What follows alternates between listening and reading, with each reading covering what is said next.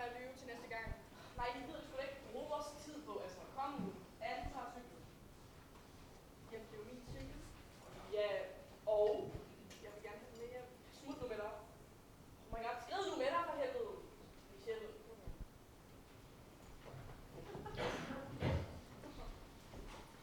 Hvad så? Skal vi gå hen i centret? Nej, det gider jeg sgu da ikke. Så fucking kedeligt. Ja, der skal jeg heller ikke hen de første uger.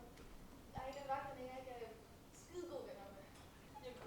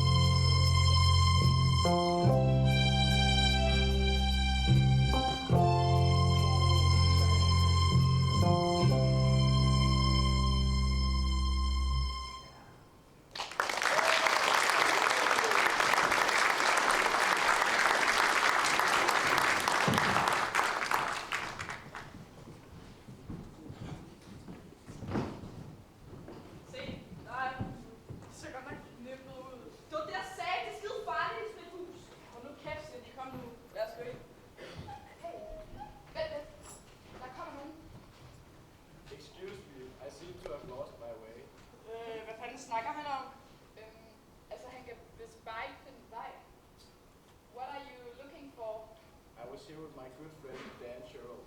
Who? Dan Sherrill. Oh, Dan Terrell. But he died many years ago. Yes, I know. Nevertheless, I was at a pub with him yesterday. Strange. Yes, yes. Very strange. Altså, hvad siger han? Altså, han siger, at han ikke kan finde sit ven Dan Terrell, og at han var på værtshus med ham i går. Altså, manden er jo kugleskør. Vi gider sgu da ikke bruge vores tid på sådan en boomer. Så Nicoline, kan du bare vise ham et eller andet sted hen? Jo. If I were you, I would try to go about 300 meters that way, and then turn to the right and walk about 100 meters. Thank you. Very kind of you. Endelig, så kan vi måske komme i gang med, altså, Cindy, går du lige ind og tjekker først, om der er fri bane? Mig? Hvorfor mig? Ja, hvorfor tror du? Fordi jeg siger det? Jo, Cindy, det kan du sgu da godt. Altså, hey, hvad venter vi på? Cindy, tør du ikke? Kom nu. Jo, jeg tør godt. Okay. Skal jeg ikke gøre det? Nej, det vil Cindy gøre det. Okay. Ja, kom ind. Det er den her, Andersen. Der var sådan en gammel mand derinde. Gud, var den der, ej, det skulle da bare dig, der er en pussy, altså. Nej, det er rigtigt. Han havde sådan en kæmpe hvidt hageskæg. Hvad for noget? Sådan et kæmpe skæg under hagen. Hvad fanden er det, du snakker om? Altså, der var sgu da ikke nogen. Jo, det er rigtigt. I kan selv gå ind og se. Han havde også sådan en præstekjole på. Cindy, det er sgu lidt langt ude, det der. Ej, det er rigtigt. I kan kraftedeme selv gå ind og kigge. Ja, jeg skal nu af, altså. Michelle, går du ikke lige ind og kigger, hvad det er for en spøgelse, hun har fået øje på? Er det ikke bedre, at vi alle sammen går derind? Altså, hvis vi nu har ret, så er vi meget godt lidt flere til at klappe ham et par, hvis han prøver på noget. Jeg skal fandme ikke dig igen. Sig mig, er du med, eller er du ikke med? Altså, kom nu, nu går vi kraftedeme alle sammen derind. Ja, nemlig. Anne, du går først. Mig? Okay.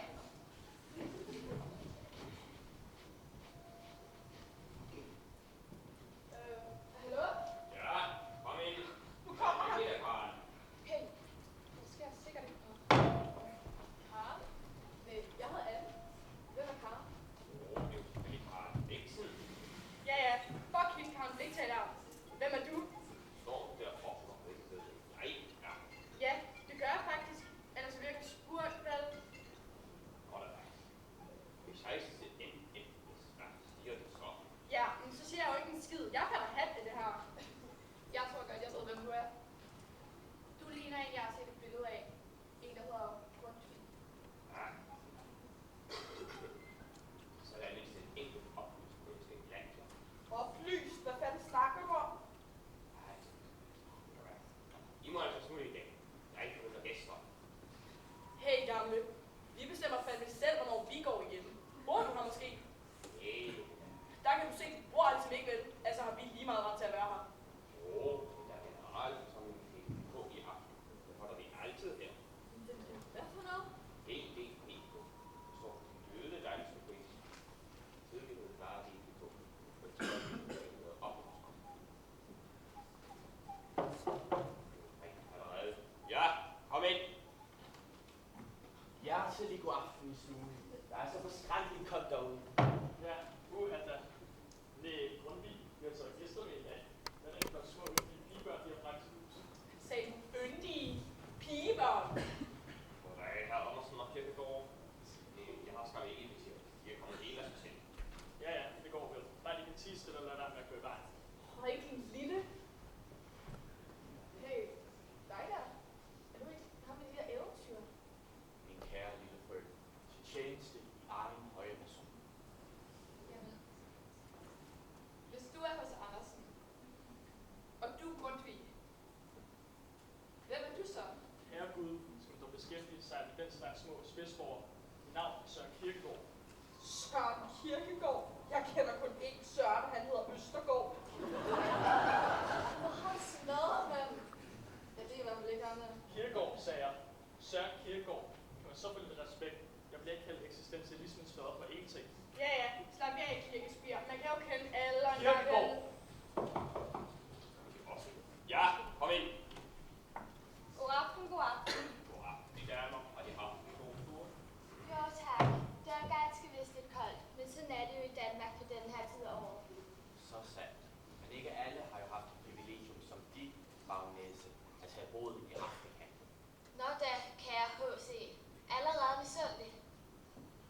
Grundtvig. 2 spørgsmål. 1. Er der lagt champagne på køl? Og 2. Hvem er dog disse charmerende små unge piger? Sig mig lige en gang, moster. Gider du godt holde din kæft med det der bræk? Jeg er fandme ikke nogen charmerende lille pige. Ja, kom, vi skrider. Der stinker gamle mennesker her. Næh, uhatte. Det var der vist ikke små piger. Nok snarere små vildkatte. Eller hvad mener de tit? Ja, har vist nogle små damer, som kunne trænge til at få lært lidt ordentlige manerer. Lidt respekt for de voksne må vi kunne få langt. Respekt? Jeg skal give dig respekt, din gamle nar. Og så vil få en ordentlig trone her. Nej, længe efter. Slap dog af. Hold din kæft. Ja, de herrer, vil de være med i den her som er god og hård? Nej tak. Sådan 5 høns har for mange fjer til, at jeg vil have noget med til at gøre. Fjer og høns. Det holder også mig udenfor. Når bare de ikke gør andet end at skælde ud, så kan du min skyld te sig så tosset med det. Næh, vil de være kirkegård. Sådan en flok pigebørn, charmerende og brændfri som de er, trænger nu alligevel efter min mening til en smule opdragelse. Lidt sund fornuft skader vel ikke. Opdragelse, hvad fanden snakker du om? Det bliver uden mig, kan jeg godt sige dig. Ja, og mig. Mig skal I fandme ikke opdrage på. Kom, skal vi skride? Nemlig, Nicoline. Altså, vi gider sgu da ikke bruge vores tid på sådan nogle gamle, svedige røvhuller. Og der går han i opfastet for en små vildkasse. Der er brug for en god betydelig oplysning. Hey, hvad var det? Det lød som om døren blev låst. Det er. Ja, min sanden da.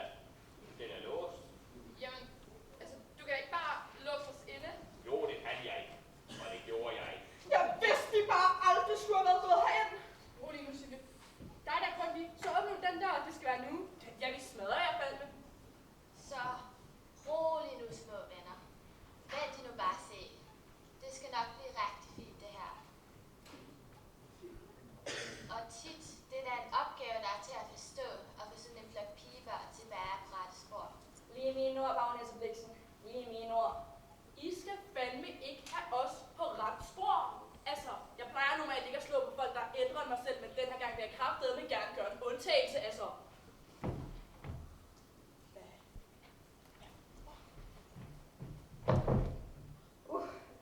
Det er da en vældig uregerlig flok. Ja, det er ganske vist en flok små, regerlige ællinger. Jo, men med den energi og kampvilje er der da håb endnu. Altså, hvad er det, der sker?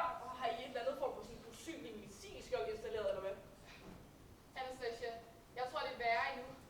Altså, hvis jeg har regnet det rigtigt ud, så er vi lige nu indespærret sammen med 5 døde mennesker, som til og med kan en eller anden form for magi. Og så er der lige dem ham hos Andersen der. Altså, han ligner jo en, der lige er kommet i tanker om et eventyr, hver gang han har sagt noget. Jeg mener, det var forbandet manden selv, der har skrevet dem. Nå ja, lige det. Det er nu med at begynde med demens hos Andersen. Så er det ikke meget med magi at gøre. Til resten, det kan du godt kalde for en slags magi. Hader bare magi. Det er fandme aldrig til at regne med. Døde? Er I døde? Døde Danske Poeters Klub. Jo, vi er nok døde.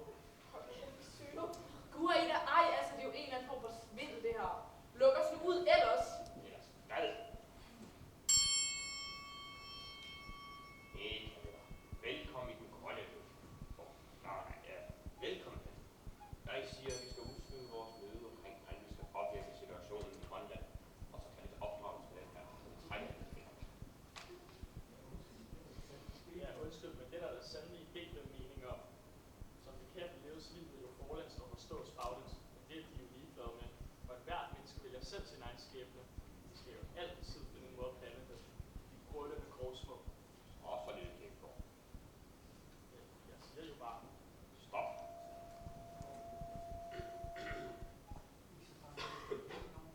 Ikke så snart vi prøver igen. Der er alle deres sprogbehold. så sjovt, de skulle nævne ordet hjælpe.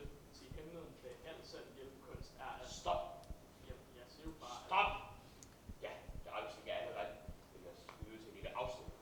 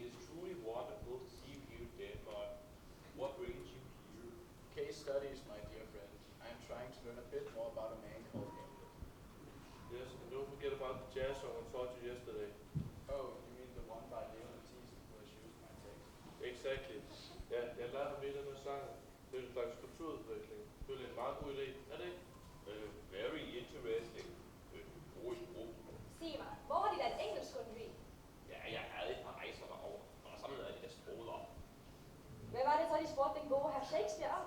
Jeg spurgte som en, der har bragt ham her til Danmark. Han svarede med studierejse. Måske kan vi lige høre en lille bid af den sang, vi har lavet. Har I lyst til det? Ja. Det er ikke tid til. Sludderkund. Nu er dagsordenen jo alligevel fuldstændig maltrakteret. Og en lille sang ville det kun fungere som en kærkommen opmuntring. Dear Mr. Shakespeare, let us please hear that little song. Nej, hør nu. Do you want to hear it now? Yes, please. Go All on. right then. Here it comes.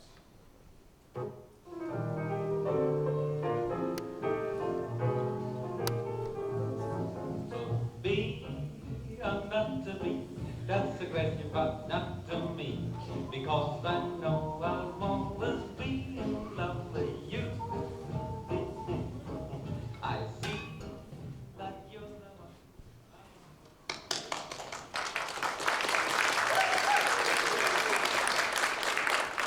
Splendid, my dear Shakespeare. Really splendid. Really? Did you enjoy it? It was simply magnificent. Og jeg minder om, at vi har temmelig mange andre ting på vores dagsorden. Ja, det er jo ret, I kan komme. I'm very sorry, but we must kindly ask you to leave again. Well, of course. Oh my, I knew I've seen these girls before. Quite lively, I must say. Well, not right now, actually. Yes. We are in the middle of some kind of education for them, you know. Oh, I see. Well, bye-bye. Grundtvig, inden vi går, kan jeg så få en status på min kandidatur til DNBK? Jo, det trækker jo op, at det er sådan en turistgang. Selveste er Shakespeare. Det er inden, at man nok gå 15-20 år for de rigtige til betragtning. Det er jo meget roligt. Jo, men jeg er død temmelig ung, og jeg vil tælle for noget, at jeg har været rimelig død i rimelig lang tid. Ja, vi ser på det ret meget. Vi ser på det. Okay, so long. Ja, mange ting i dag.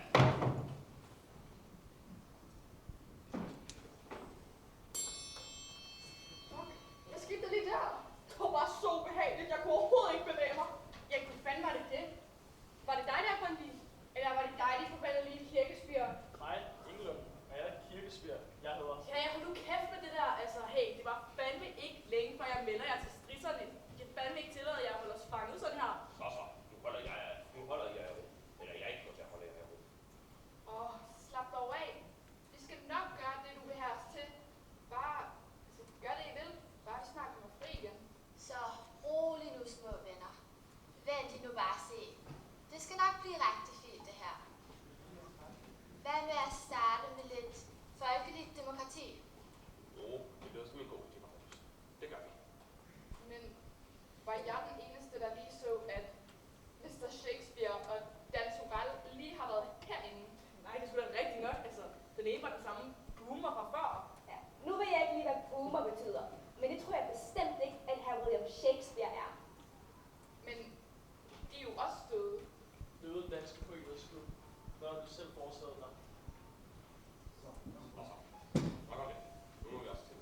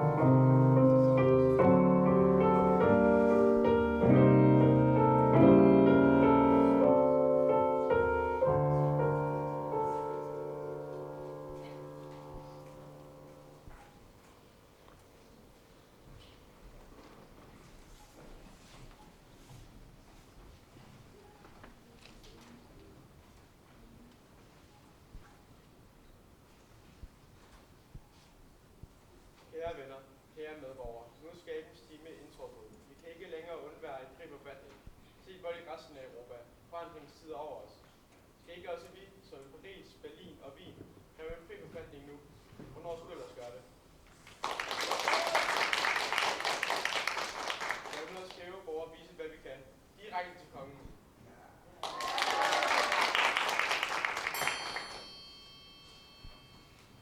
Wow, det er så sjovt ud. Ja, der er da rimelig gang i dem. Fede dragter, de har.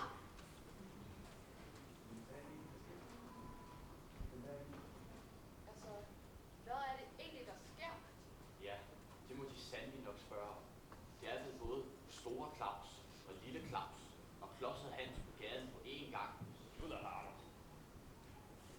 Hold nu tale deres ret. Ja, og mig bekendt var der heller ikke noget, som det kom dem særlig godt. Jeg siger bare, dobbelt moral. Sig mig, hvad skal vi overhovedet bruge det her til? Altså, en masse mænd i nogle gammeldags jakker, der råber og skriger. Altså, jeg tror ikke en kæft på, at det er sådan her, det er gået til. Hvor er alle kvinderne hen, for eksempel? Se, der har du fat i en pointe. Men den er god nok. I starten havde mænd en opfattelse af, at det kun var dem, der var rigtige mennesker. Og Lena, kommer det lige herover.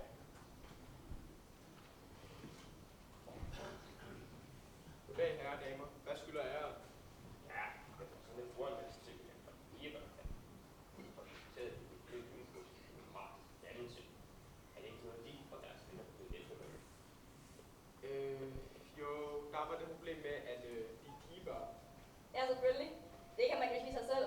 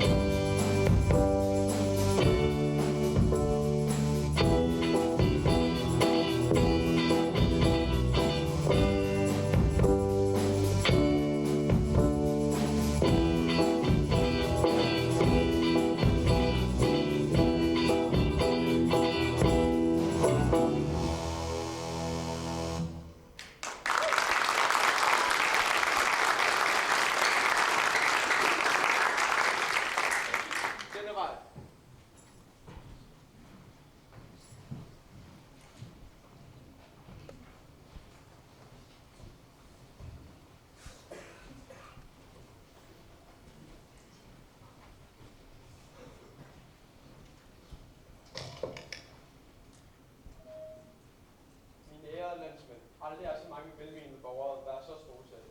Nu må 200 års enevælde endelig høre op.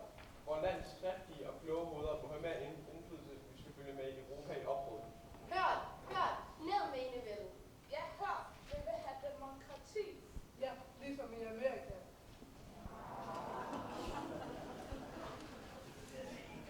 Ned med enevælden! Jamen, fuck enevælden! Eller, altså ikke fuck enevælden. Ned med enevælden!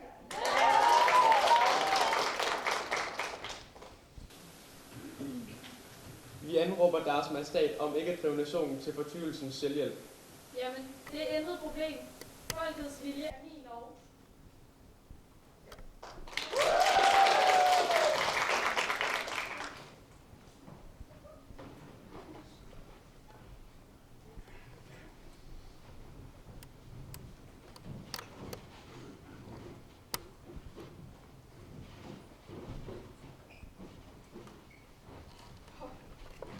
Wow, hvor var det fedt.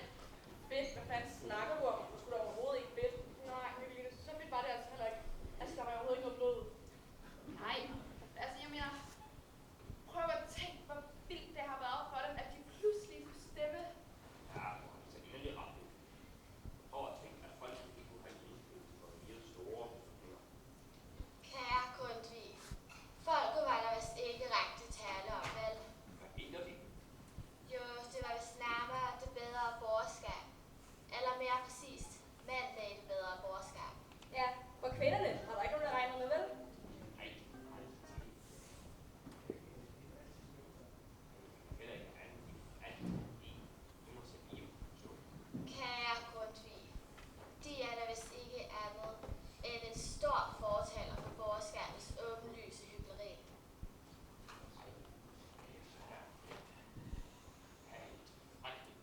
Ja, altså, Tim Stille, altså, lukker os nu ud for helvede. Vi gider fandme ikke være her mere. Eller, hvad siger I, piger? Får vi lov til at prøve mere tøj? Undskyld, men gider I lige at være stille, mens de voksne taler? De herrer Andersen i Kirkegaard, vil I være så venlige at give jeres meninger til kende? Om hvad dog, herre Rammes? Sig mig, hører det overhovedet ikke efter? Om demokratiet og kvindernes rolle i samfundet selvfølgelig. Ja, undskyld. Jeg har så dårligt styr på det hele. Om det er Kina eller Danmark, konge eller kejser. Kejser kommer mig ud på et.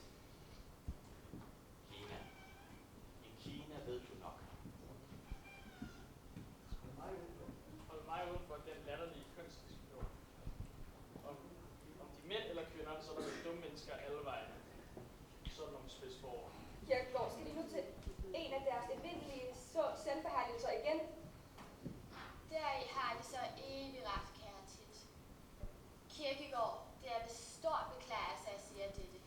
En blæremås, det er hvad det er.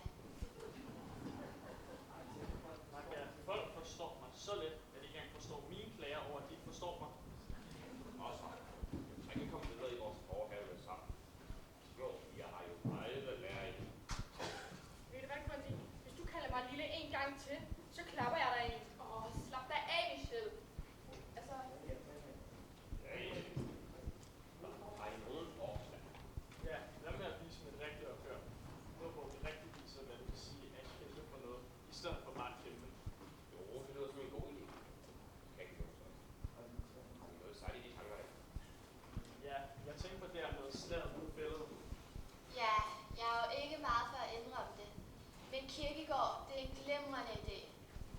Sådan en flok forkælede småpiger har godt af at opleve mennesker, der er i besiddelse af værdi.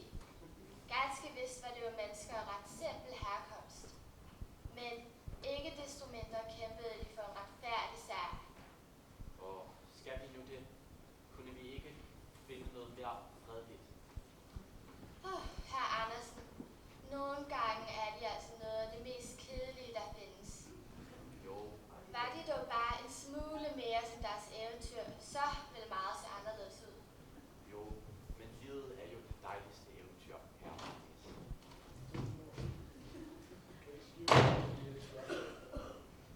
Mr. Shakespeare, but where is Mr. Tourelle? Well, that's actually why I'm here. I seem to have lost the sight of him. Can you see him? No. Then he's not here. Goodbye. Rolig. Der er jo trods alt, at vi bliver Shakespeare, vi snakker om. Ja, en af onkel Dannys drukvenner. Vi skal videre. I'm sorry, we can't help you. I will look for him in a place called Vesterbro. We visited a nice place where we had 2 beers, or not 2 beers. That is the question. Hvor var det nu, vi kom fra? Kom til det her med slaget på fældet.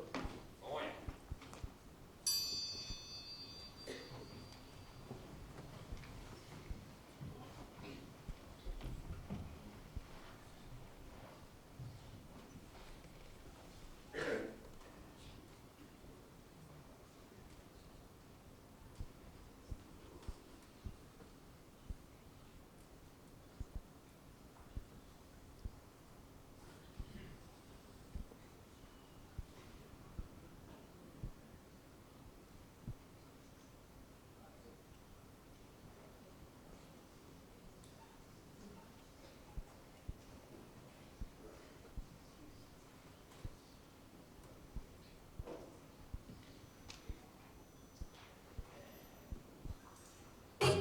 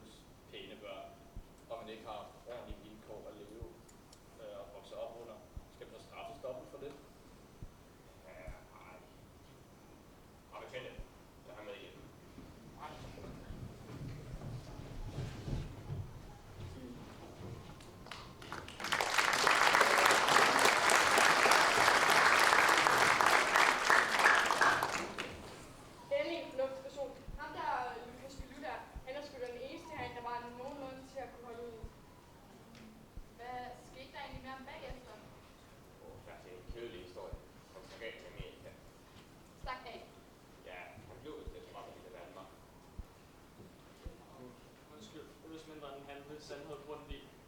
Pio blev efter urolighederne til opfordrelsen af generalstrejken fængslet for forstyrrelserne af den offentlige orden. Ja, han sad i fængsel i 3 år derefter. Da han kom ud, var det stakkels menneske nedbrudt og deprimeret. Og efter hvad jeg har hørt, så betalte politiet ham nærmest for at forsvinde. Hvorfor det? Ja, altså fordi han var så besværlig for dem at have med at gøre. Forestil jer en mand, som hele tiden ville fortælle offentligheden, at han var uenig med mænd, som for eksempel Grundtvig og Kierkegaard her. Som jeg vist tidligere har sagt, har jeg det fjerneste mod, at folk siger, hvad de mener. Heller det end at blive korporlig. Hvad for noget? Korporlig. Heller det end at komme i slagsmål. Det er fandme uretfærdigt, det der.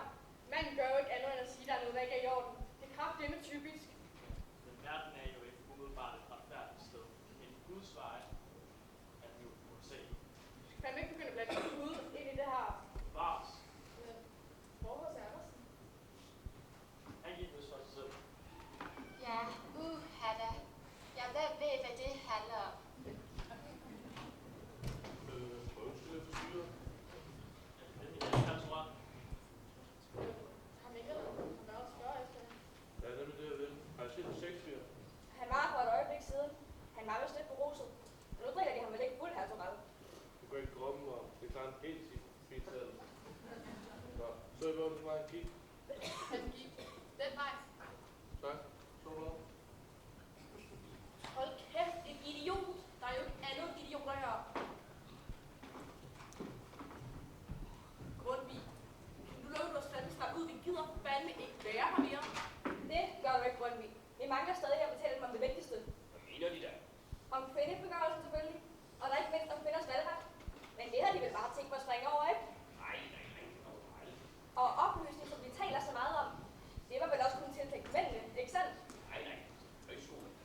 Det var ikke tilgængeligt. Jeg kan undre mig hurtigt efter. Ja, selvfølgelig. Mændene først, som altid. Ja, altså. Hvad er det der højskole for noget? Er det bare sådan endnu en måde at blive en af de skoletrap på, eller hvad? Nej. Højskolen er et yderst ambitiøst tiltag. Han siger alle mulige. Det er jo ikke noget fremtid. Alle mulige. Det skulle være blomst. Nej, du tænker på valmuer.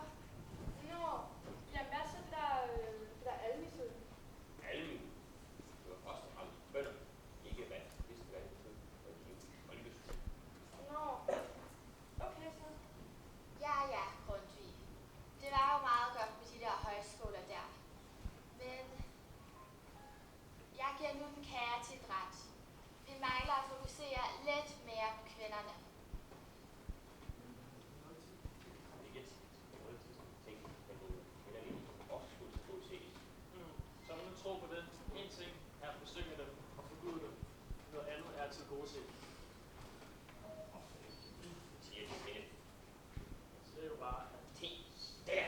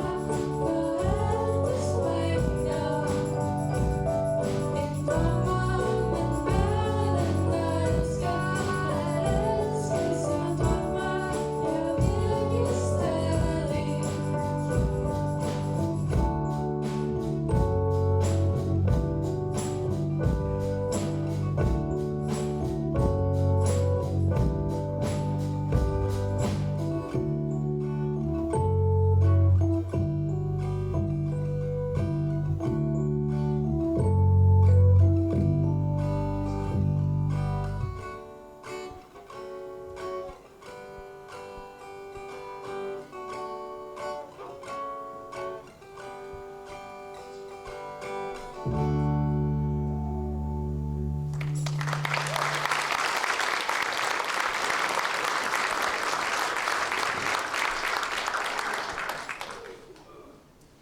venner, i dag har jeg den meget store ære at præsentere jer for et af vores tids ypperste repræsentanter for vores køn. Kvindekøn. Jeg vil bede jer alle i salen om at sige rigtig godt imod Britt Jensen, som jeg personligt regner på et af de modigste mennesker i hele Danmark. Hjertelig velkommen til Jensen. Tusind tak, kære fru. Som alle nok ved, så er der især 2 ting, der ligger mig stærkt på sinde. For det første, vi kvinder har en egen vilje, og dermed også en ret over vores egen krop. Ingen skal bestemme, udover vi kvinder selv, hvor og hvornår vi skal have vores børn. Og for det andet, vi kvinder skal have både stemme og valgret. Vil man opbygge et stærkt og harmonisk samfund, så er kvinders medindflydelse et uomtvisteligt krav.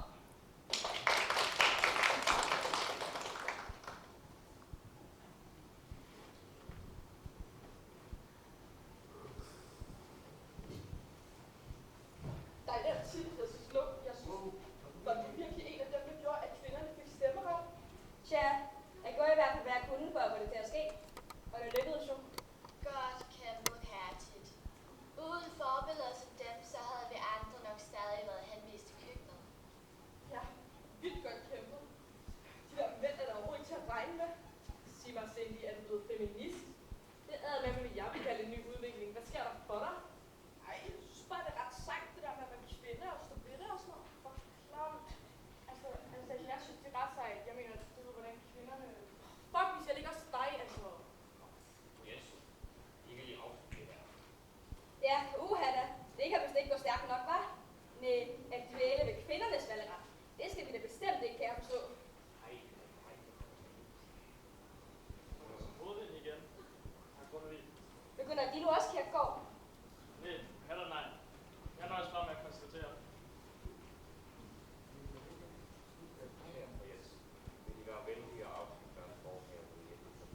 Godt så, men bare så de ved det. Så er jeg ikke en, men bare sådan kan koste rundt med. Meget klart. Undskyld, jeg forstyrrer igen.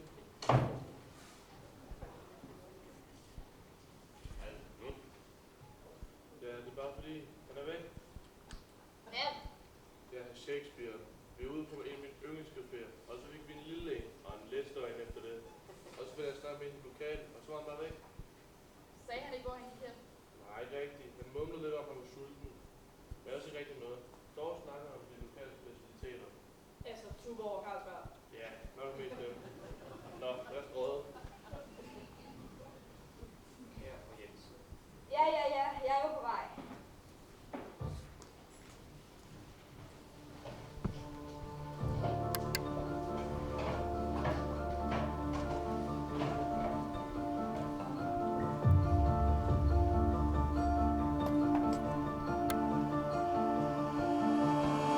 I hear the sound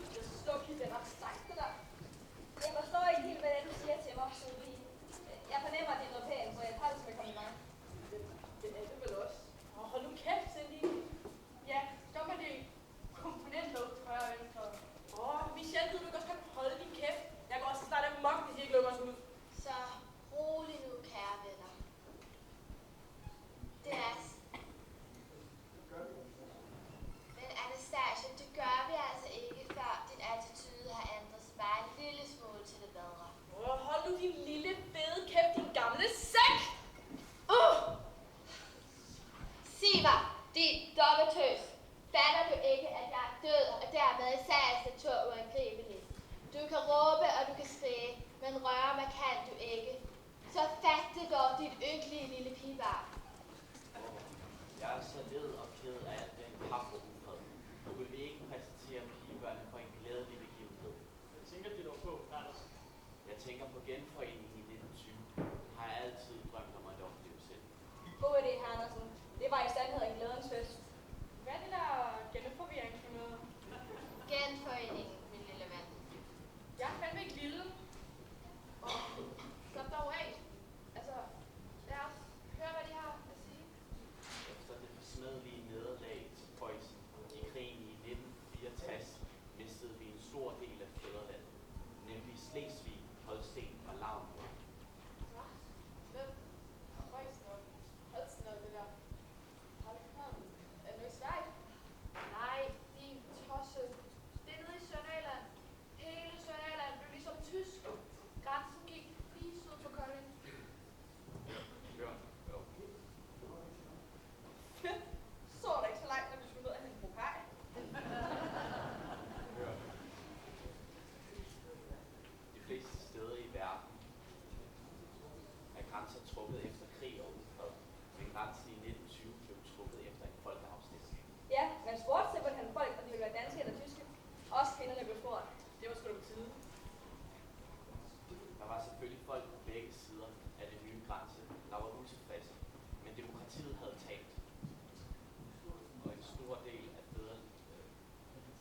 af det tabte land blev forenet med fædrelandet. Ikke en stor del nok, Anders. Danmark til ejler det ene for rigtigt. Det er nu en lille tanke at spørge folk med gang. Men i denne sag kunne det ikke være trukket et streg i sand. Hvis vi ikke er på vagt, overtager tyskerne vores skov på sigt.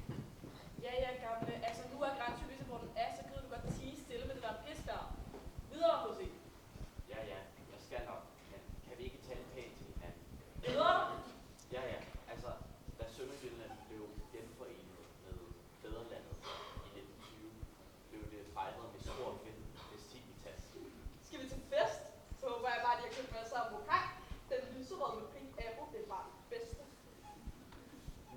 Jeg ved ikke, hvad du taler om, men selveste kongen kommer ridende på sin hvide hest over den nu nedlagte grænse. Omgivet af den jublende folkemængde og Dannebrogsflag. Det er et sandt eventyr. Kommer der også en DJ? Eller faktisk rigtig nej. Vi må det både. Nej, det er jo nok ikke sådan en slags fest.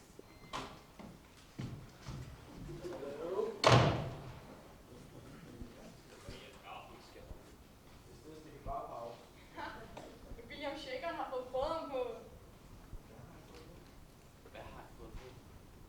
Brødren? Altså det, du får til en druktur. Jeg forstår ikke rødder. Det betyder bare, at man er meget syg. There is a place around the corner called Justin's Joint. They have a great kebab. Thank you, princess.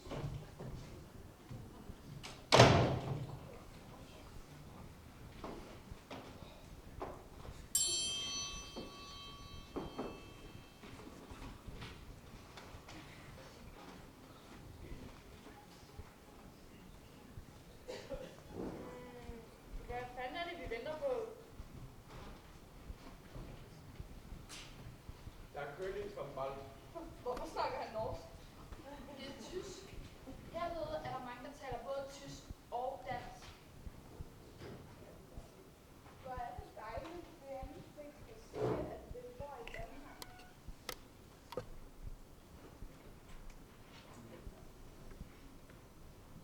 Sanger er det.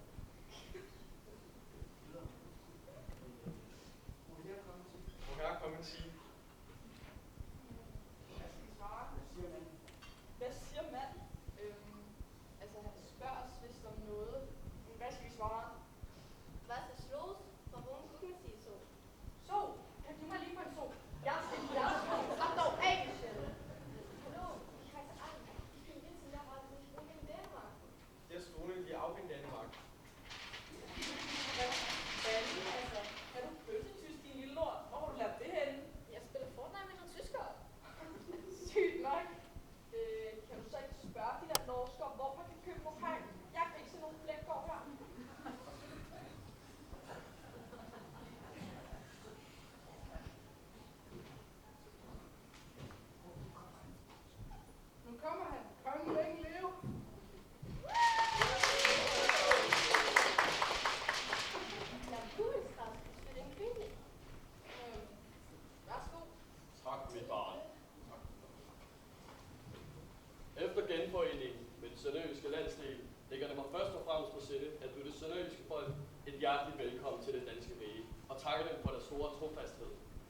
I lange og trange år har min højt elskede bedstefar og far, såvel som jeg med hele det danske folk, ventet på denne dag. Og min tak må også gives til de magter, som i højstillet retfærdighedsfølelse mindes urretten fra 1864 og gav oprejsning for den.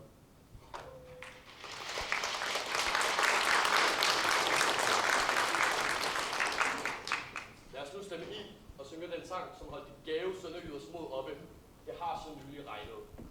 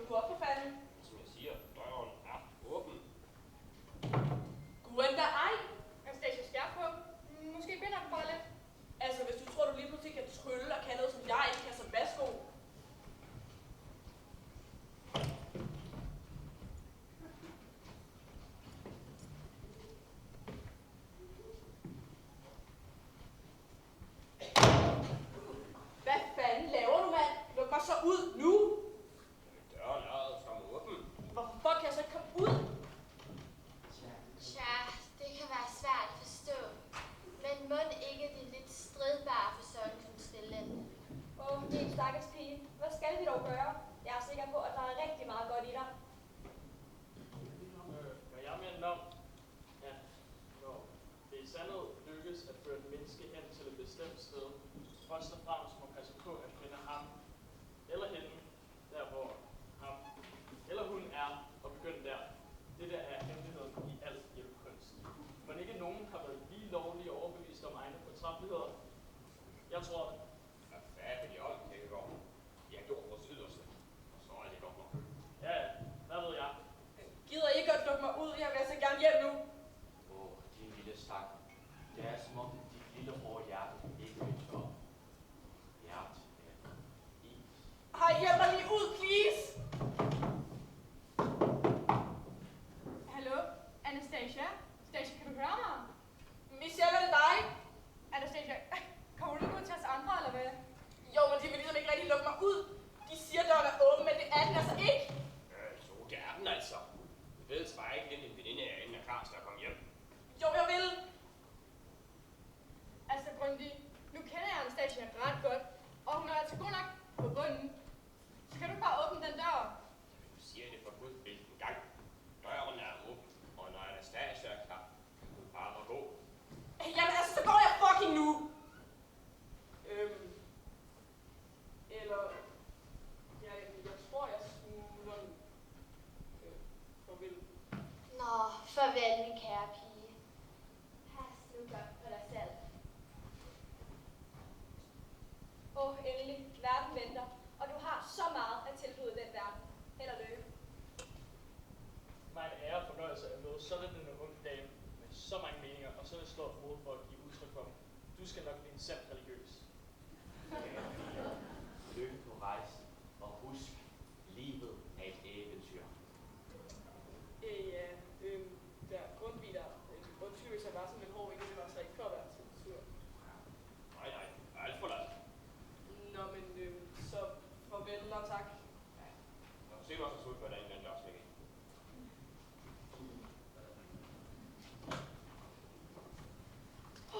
Gudskelov, jeg skulle lige være troet, at du aldrig ville komme ud. Hvad skete der? Hvorfor tog det så lang tid? Er du okay? Ja, jeg har det fint og roligt nu. Der var bare lige noget, jeg skulle ordne. Ordne hvad? Nå, ikke noget særligt, altså. Kom nu. Altså, det var alligevel lidt vildt at være sammen med alle de der døde mennesker. Og så var en af dem hos Andersen. Ja.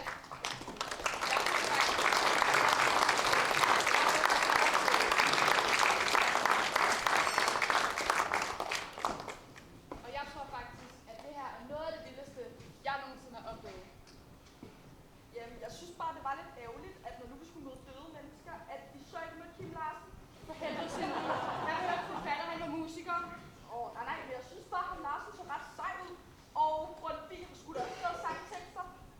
Jeg synes, nu du er ret til at gøre noget af det der.